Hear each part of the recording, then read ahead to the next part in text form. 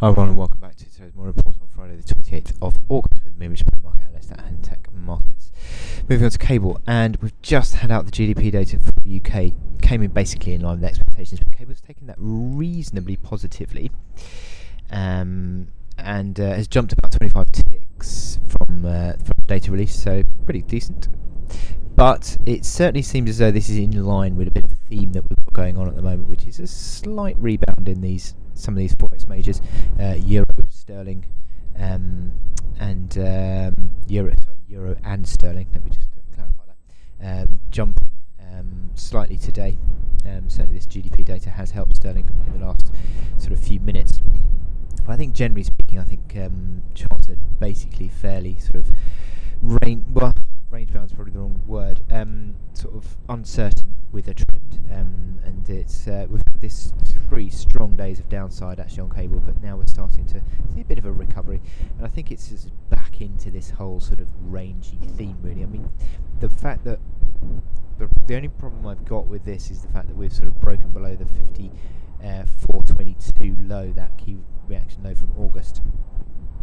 And I think that sort of breaks this sequence of higher lows that we've got on this chart, that runs all the way back pretty much through to April pretty much. But yeah, that sort of breaks that sequence. So that sort of now becomes fairly neutralised, I think, on a medium term basis. And is that breakout certainly. So I think that could now be that cable becomes fairly choppy again. I mean, I've been saying that for a while actually, without any real sort of decisive move. But 422 theoretically now reopens that reaction low at 53.28, which is the July low.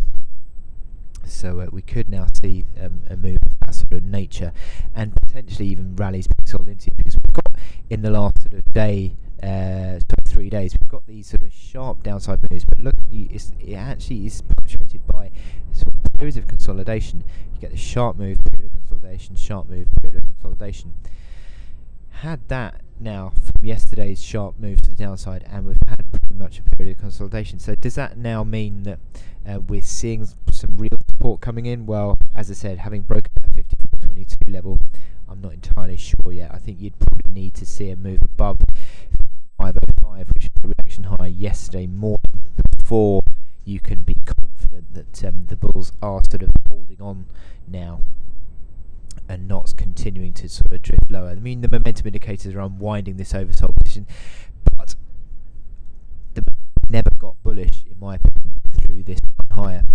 It was always fairly rangy, fairly neutral-ish, but obviously the selling pressure that came through has turned momentum negative on both RSI on the hourly and also the MACD lines, and this is to a certain extent again just unwinding that move.